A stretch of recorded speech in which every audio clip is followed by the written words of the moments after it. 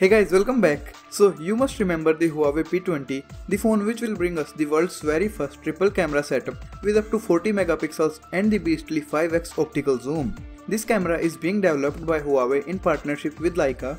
So originally Huawei was planning for the launch event of P20 at MWC, but then they pulled away because of the bad boy Xiaomi.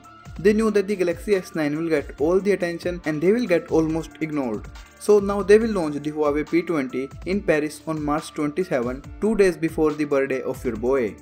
This is a leaked image of the prototype of the Huawei P20 and there's a notch. It's not as big as the notch of the iPhone X, so it can be less irritating, but I have never used iPhone, so I can't say how irritating it is on iPhone.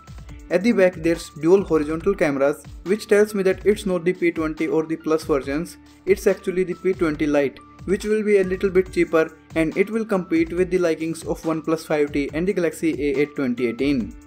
And this, my friends, is the P20, the triple camera madness phone. These triple cameras will be stacked vertically at the same position as iPhone X. Below the camera we have the laser autofocus and the flashlight. The confusion is that this case suggests a Mate 10 Pro kind of look and this one suggests like a iPhone X like design.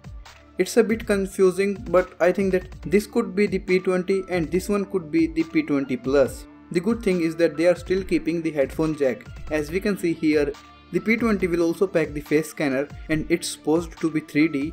Huawei has been working on their own facial scanner for a while and it is supposed to be at least as good as Face ID.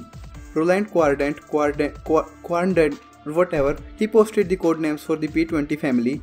Emily for P20, Charlotte for P20 Plus and NA for P20 Lite. These codenames sound like WWE wrestlers, don't they? Let me know, is triple camera enough for you to go with Huawei instead of Samsung and Apple?